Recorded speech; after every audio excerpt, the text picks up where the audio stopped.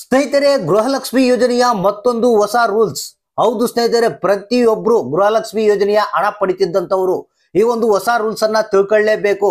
ಇದೀಗ ಮಹಿಳಾ ಮತ್ತು ಮಕ್ಕಳ ಕಲ್ಯಾಣ ಅಭಿವೃದ್ಧಿ ಇಲಾಖೆ ಕೊಟ್ಟಿರುವಂತ ಒಂದು ಹೊಸ ಅಪ್ಡೇಟ್. ಸ್ನೇಹಿತರೆ, ನಿಮಗೆ ಗೊತ್ತಿರಬಹುದು, ಈಗ ಆಲ್ರೆಡಿ ಗೃಹಲಕ್ಷ್ಮಿ ಯೋಜನೆಯ 6ನೇ ಕಂತಿನ ಹಣ ಬಿಡುಗಡೆ ಆಗಿದೆ. ಆದ್ರೆ ನಿಮ್ಮ ಖಾತೆಗೆ ಹಣ ಬಂದಿಲ್ಲ ಅಂದ್ರೆ ಈ ಒಂದು ಹೊಸ ರೂಲ್ಸ್ ಏನಿದೆ ಅದೇ ಕಾರಣ. ಹೌದು ಸ್ನೇಹಿತರೆ, ಕಂಪಲ್ಸರಿ ಪ್ರತಿಯೊಬ್ರು ಇದೀಗ ಬಂದಿರುವಂತ ಹೊಸ ರೂಲ್ಸ್ ಬಗ್ಗೆ ನೀವು ತಿಳ್ಕೊಳ್ಳೇಬೇಕು. ಒಂದ್ ವೇಳೆ ನೀವು ತಿಳ್ಕೊಂಡಿಲ್ಲ, ಕೇರ್ಲೆಸ್ ಮಾಡಿದಂತ ತಿಳ್ಕೊಳ್ಳಿ, ನಿಮಗೆ ಗೃಹಲಕ್ಷ್ಮಿ ಯೋಜನೆಯ 6ನೇ ಕಂತಿನ ಹಣ ಬರಲ್ಲ. ಇದ್ರ ಜೊತೆಗೆ ಮುಂಬರುವಂತ ಕಂತುಗಳು ಏನಿದಾವೆ ಅವು ಕೂಡ ಬರಲ್ಲ. ಬಹಳಷ್ಟು ಮಂದಿಗೆ ಗೊತ್ತಿಲ್ಲ ಗೃಹಲಕ್ಷ್ಮಿ ಯೋಜನೆಯ ಹಣ ಯಾಕೆ ಬರ್ತಾ ಇಲ್ಲ, ನಮ್ಗೆ ಯಾಕೆ ಸ್ಟಾಪ್ ಆಗಿದೆ ಅನ್ನೋದು ಬಹಳಷ್ಟು ಮಂದಿಗೆ ಗೊತ್ತಾ ಇಲ್ಲ. ಅಂದ್ರೆ ಇದೀಗ ಏನು ಮಹಿಳಾ ಮತ್ತು ಮಕ್ಕಳ ಕಲ್ಯಾಣ ಅಭಿವೃದ್ಧಿ ಕಳಿಸಿರುವಂತ ಹೊಸ ರೂಲ್ಸ್ ಅನ್ನ ನೀವು ತಿಳ್ಕೊಳ್ಳೇಬೇಕು. ಹಾಗಾದ್ರೆ ಬನ್ನಿ, ಈ ಒಂದು ಹೊಸ ರೂಲ್ಸ್ ಏನು, ಯಾಕೆ ಒಂದು ಮಹಿಳಾ ಮತ್ತು ಮಕ್ಕಳ ಕಲ್ಯಾಣ ಅಭಿವೃದ್ಧಿ ಈ ಒಂದು ಹೊಸ ರೂಲ್ಸ್, ಈ ರೀತಿಯಾದಂತ ಹೊಸ ರೂಲ್ಸ್ ಅನ್ನ ಜಾರಿಗೆ ತಂದಿದೆ. ಈ ಒಂದು ರೂಲ್ಸ್ ಅನ್ನ ನೀವು ಫಾಲೋ ಮಾಡಿಲ್ಲ ಅಂದ್ರೆ ನಿಮ್ಗೆ ಯಾಕೆ ಹಣ ಬರಲ್ಲ, ಕಂಪ್ಲೀಟ್ ಆದಂತ ಮಾಹಿತಿಯನ್ನ, ಹೊಸ ಅಪ್ಡೇಟ್ ಅನ್ನ ನಿಮ್ಗೆ ತಿಳಿಸ್ಕೊಡ್ತಾ ಇದ್ರಿ. ಯಾರ್ಯಾರು ಗೃಹಲಕ್ಷ್ಮಿ ಯೋಜನೆಯ ಹಣವನ್ನ ಪಡಿತಾ ಇದ್ರ ಅಂತವ್ರಿಗೆ ಬಹಳ ಮುಖ್ಯವಾದಂತ ಹೊಸ ರೂಲ್ಸ್ ಅಂತಾನೆ ಹೇಳ್ಬೋದು. ಯಾಕಂದ್ರೆ ನಿಮ್ಗೆ ಗೊತ್ತಿರ್ಬೋದು, ಈಗ ಆಲ್ರೆಡಿ 6ನೇ ಕಂತಿನ ಹಣವನ್ನ ಬಿಡುಗಡೆ ಮಾಡಿದ್ದಾರೆ. ಕೇವಲ ಬೆರಳೆಣಿಕೆ ಜನಕ್ಕೆ ಮಾತ್ರ ಗೃಹಲಕ್ಷ್ಮಿ ಯೋಜನೆಯ 6ನೇ ಕಂತಿನ ಹಣ ಬಂದಿದೆ. ಇನ್ನು 80% ಜನಗಳಿಗೆ ಗೃಹಲಕ್ಷ್ಮಿ ಯೋಜನೆಯ 6ನೇ ಕಂತಿನ ಹಣ ಬಂದಿಲ್ಲ. ಇದ್ರ ಹಿಂದೆ ಇರುವಂತ ಸತ್ಯ ಏನಪ್ಪಾ ಅಂತಂದ್ರೆ ಈ ಒಂದು ಹೊಸ ರೂಲ್ಸ್. ಹೌದು ಸ್ನೇಹಿತರೆ, ಈ ರೂಲ್ಸ್ ನಿಮ್ಗೆ ಗೊತ್ತಿಲ್ಲ ಅಂತ ತಿಳ್ಕೊಳ್ಳಿ, 6ನೇ ಕಂತಿನ ಹಣ ನೀವು ಕಾಯ್ತಾನೆ ಇರೋದೇ, ಅದು ನಿಮ್ಮ ಖಾತೆಗೆ ಬರೋದಿಲ್ಲ. ಇನ್ನು ಕೆಲವರಿಗೆದ್ದು 4, 5ನೇ ಕಂತಿನ ಹಣ ಬಂದಿಲ್ಲ. ಈ ಒಂದು ರೂಲ್ಸ್ ಕೂಡ ಅದಕ್ಕೆ ಕಾರಣ ಆಗಿರ್ಬೋದು.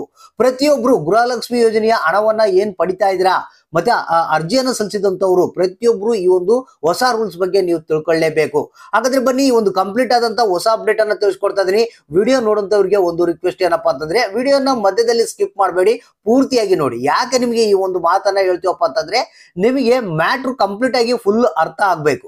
ಒಂದ್ ವೇಳೆ ನೀವು ಸ್ಕಿಪ್ ಮಾಡಿರಪ್ಪ ಅಂತಂದ್ರೆ ನಾವು ಹೇಳೋದು ನಿಮಗೆ ಅರ್ಥ ಆಗಲ್ಲ, ಏನ್ ಕೆಲಸ ಮಾಡ್ಬೇಕಂಬುದು ಗೊತ್ತಾಗಲ್ಲ, ಮತ್ತೆ ನಂತರ ನಿಮ್ಗೆ ಹಣ ಬರಲ್ಲ. ಅದಕ್ಕಾಗಿ ವಿಡಿಯೋನ ಪೂರ್ತಿಯಾಗಿ ನೋಡಿ. ಜೊತೆಗೆ ವಿಡಿಯೋ ನೋಡುವಂತವ್ರು ನಮ್ಮ ಒಂದು ಚಾನಲ್ಗೆ ಸಪೋರ್ಟ್ ಮಾಡೋದಕ್ಕಾಗಿ ಒಂದು ಲೈಕ್ ಅನ್ನ ಮಾಡ್ತಾ ನಮ್ಮ ಚಾನಲ್ಗೆ ಸಪೋರ್ಟ್ ಮಾಡಿ. ಹಾಗಾದ್ರೆ ಬನ್ನಿ, ಈ ಒಂದು ಹೊಸ ರೂಲ್ಸ್ ಅನ್ನ ನಿಮ್ಗೆ ತಿಳಿಸ್ಕೊಡ್ತಾ ಇದೀನಿ. ಹೌದು ಸ್ನೇಹಿತರೆ, ರಾಜ್ಯ ಸರ್ಕಾರ ಹೊರಡಿಸಿರುವಂತ ಒಂದು ಹೊಸ ಆದೇಶ, ಲೇಟೆಸ್ಟ್ ನ್ಯೂಸ್ ಇದು. ಮಹಿಳಾ ಮತ್ತು ಮಕ್ಕಳ ಕಲ್ಯಾಣ ಅಭಿವೃದ್ಧಿ ಇಲಾಖೆಯ ಸಚಿವಾದಂತ ಲಕ್ಷ್ಮಿ ಹೆಬ್ಬಾಳ್ಕರ್ ಅವರಿಗೆ ರಾಜ್ಯ ಸರ್ಕಾರದ ಕಡೆಯಿಂದ ಬಂದಿರುವಂತ ಆದೇಶ ಇದು. ಲಕ್ಷ್ಮಿ ಹೆಬ್ಬಾಳ್ಕರ್ ಅವರು ಏನಿದ್ದಾರೆ, ಈ ಒಂದು ಹೊಸ ಅಪ್ಡೇಟ್ ಅನ್ನ ಇದೀಗ ಹೊರಡಿಸಿರುವಂತದ್ದು. ಪ್ರತಿಯೊಬ್ರು ಗೃಹಲಕ್ಷ್ಮಿ ಯೋಜನೆಯ ಫಲಾನುಭವಿಗಳೇನಿದ್ದಾರೆ, ಈ ಒಂದು ಹೊಸ ರೂಲ್ಸ್ ಅನ್ನ ಪ್ರತಿಯೊಬ್ರು ಫಾಲೋ ಮಾಡ್ಲೇಬೇಕಂತೆ. ಒಂದ್ ವೇಳೆ ಮಾಡಿಲ್ಲಪ್ಪ ಅಂತಂದ್ರೆ ನಾವೇನು ಮಾಡಕ್ಕಾಗಲ್ಲ, ಹಣ ಬಂದಿಲ್ಲ ಅಂದ್ರೆ ನಮಗೆ ಗೊತ್ತಿಲ್ಲ ಅನ್ನೋ ಒಂದು ಮಾಹಿತಿಯನ್ನ ಅವರು ತಿಳಿಸಿರುವಂತದ್ದು. ಬಹಳಷ್ಟು ಮಂದಿಗೆ ಗೊತ್ತಿಲ್ಲ, ಈಗ 6ನೇ ಕಂತಿನ ಹಣ ಯಾಕೆ ಬಂದಿಲ್ಲ, ನಮಗೆ ಇನ್ನು ಪೆಂಡಿಂಗ್ ಯಾಕೆ ಬರ್ತಾ ಇಲ್ಲ, ಇದರಿಂದ ಏನ್ ಕಾರಣ ಇದೆ ಅನ್ನೋದು ಬಗ್ಗೆ ಯಾರಿಗೂ ಬಹಳಷ್ಟು ಮಂದಿಗೆ ಐಡಿಯಾ ಇಲ್ಲ. ಹೌದು ಸ್ನೇಹಿತರೆ, ಇದೀಗ ಬಂದಿರುವಂತ ಲೇಟೆಸ್ಟ್ ನ್ಯೂಸ್ ಏನಪ್ಪಾ ಅಂತಂದ್ರೆ, ಪ್ರತಿಯೊಬ್ಬರಿಗೂ ಈ KYC ಮರುಪರಿಶೀಲನೆ ಪ್ರಾರಂಭ ಆಗಿದೆ. ಹೌದು ಸ್ನೇಹಿತರೆ, ಹೊಸ ರೂಲ್ಸ್ ಏನಪ್ಪಾ ಅಂತಂದ್ರೆ ಇದು. ಈ KYC ಮರುಪರಿಶೀಲನೆ ಪ್ರಾರಂಭ ಆಗಿದೆ. ಪ್ರತಿಯೊಬ್ರು ಈ KYC ಯನ್ನ ಮಾಡ್ಲೇಬೇಕಂತೆ. ಹೌದು ಸ್ನೇಹಿತರೆ, ನಿಮಗೆ ಇದೊಂದು ಹೊಸ ರೂಲ್ಸ್ ಅಂತಾನೆ ಹೇಳ್ಬೋದು. ನೀವೇನ್ ಮಾಡ್ಬೇಕು, ಈ KYC ಯನ್ನ ಕಂಪಲ್ಸರಿ ಮಾಡ್ಬೇಕಾಗುತ್ತೆ. ಈ KYC ಯನ್ನ ನೀವು ಮಾಡ್ಬೇಕಪ್ಪ ಅಂತಂದ್ರೆ ನಿಮ್ಗೆ ಈ ಒಂದು ನೀವು ಎಲ್ಲಿ ಅರ್ಜಿಯನ್ನ ಸಲ್ಲಿಸಿರ್ತೀರಾ ಅಲ್ಲಿ ಹೋಗಿ ನೀವು ಈ KYC ಯನ್ನ ಮಾಡ್ಕೊಳ್ಬಹುದು. ಸೊ ಅದಕ್ಕಾಗಿ ನೀವು ಪ್ರತಿಯೊಬ್ರು ಯಾರ್ಯಾರು ಅರ್ಜಿಯನ್ನ ಸಲ್ಲಿಸಿದ್ರ, ಮತ್ತೆ ಒಂದ್ಸಲ ನಿಮ್ಮ ಒಂದು ಆಧಾರ್ ಕಾರ್ಡ್ ಆಗಿರ್ಬೋದು, ಮತ್ತೆ ಅಕ್ನಾಲಜ್ಮೆಂಟ್ ಕಾಪಿ ಆಗಿರ್ಬೋದು, ರೇಷನ್ ಕಾರ್ಡ್ ಆಗಿರ್ಬೋದು, ಬ್ಯಾಂಕ್ ಪಾಸ್ಬುಕ್ ಆಗಿರ್ಬೋದು, ಇವುಗಳನ್ನ ತೆಗೆದುಕೊಂಡು ಹೋಗಿ ಎಲ್ಲಿ ನೀವು ಅರ್ಜಿಯನ್ನ ಹಾಕಿರ್ತೀರ ಗೃಹಲಕ್ಷ್ಮಿ ಯೋಜನೆಗೆ, ಅಲ್ಲಿ ಈ KYC ಯನ್ನ ಒಂದ್ಸಲ ನೀವು ಮಾಡ್ಕೊಳ್ಬೇಕಾಗುತ್ತೆ. ಇನ್ನು ಅದ್ರ ಜೊತೆಗೆ ಬ್ಯಾಂಕ್ ನಲ್ಲಿ ಏನಾದ್ರು ನಿಮ್ಗೆ ಈ KYC ಯನ್ನ ಮಾಡ್ಬೇಕಂತ ಅನಿಸ್ತಪ್ಪ ಅಂತಂದ್ರೆ ಅದನ್ನು ಕೂಡ ಬ್ಯಾಂಕ್ ನಲ್ಲಿ ಕೂಡ ಈ KYC ಯನ್ನ ಮಾಡಿಕೊಂಡ್ರೆ ಬಹಳಷ್ಟು ಒಳ್ಳೆಯದು. ಸೊ ಸ್ನೇಹಿತರೆ, ಪ್ರತಿಯೊಬ್ಬರಿಗೂ ಈ ಒಂದು ಈ KYC ಮರುಪರಿಶೀಲನೆ ಯಾಕೆ ಮಾಡಿದಾರಪ್ಪ ಅಂತಂದ್ರೆ, ನಿಮಗೆ ಗೊತ್ತಿರಬಹುದು, ಬಹಳಷ್ಟು ಮಂದಿ ಗೃಹಲಕ್ಷ್ಮಿ ಯೋಜನೆಗೆ ಅರ್ಜಿಯನ್ನ ಸಲ್ಲಿಸಿದ್ದಾರೆ. ಗೃಹಲಕ್ಷ್ಮಿ ಯೋಜನೆಯ ಒಂದು ರೂಲ್ಸ್ ಏನಿದೆ, ಬಡವರಿಗೆ ಮಾತ್ರ ಈ ಒಂದು ಹಣ ತಲುಪಬೇಕಂತ. ಆದ್ರೆ ಬಹಳಷ್ಟು ಮಂದಿ BPL ಕಾರ್ಡ್ ಗಳನ್ನ ಶ್ರೀಮಂತರು ಮಾಡಿಸಿದ್ದಾರೆ. ಆ ಒಂದು ಶ್ರೀಮಂತರು ಮೊದಲು ಮಾಡಿ ಗೃಹಲಕ್ಷ್ಮಿ ಯೋಜನೆಗೆ ಅರ್ಜಿಯನ್ನ ಸಲ್ಲಿಸಿ ಅದರ ಒಂದು ಹಣವನ್ನ ಪಡಿತಿದ್ದಾರಂತೆ. ಸೊ ಈ ಒಂದು ಬೆನಿಫಿಟ್ ಕೇವಲ ಬಡವರಿಗೆ ಸಿಗ್ಬೇಕು ಅನ್ನೋ ಒಂದು ಉದ್ದೇಶದಿಂದ ಈ KYC ಮರುಪರಿಶೀಲನೆ ಪ್ರಾರಂಭ ಆಗಿದೆ.